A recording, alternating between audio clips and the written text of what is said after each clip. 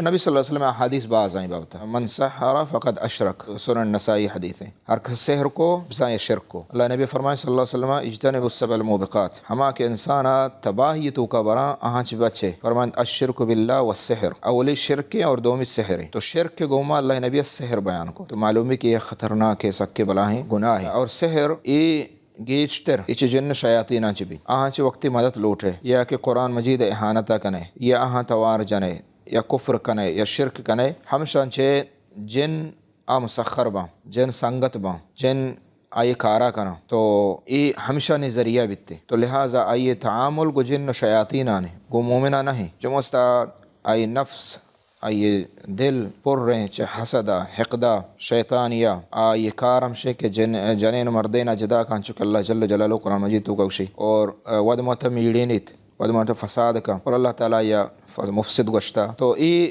چدا چ معلوم ہے کہ سحر جن شیاطین نمگابیت کفر اور شرک.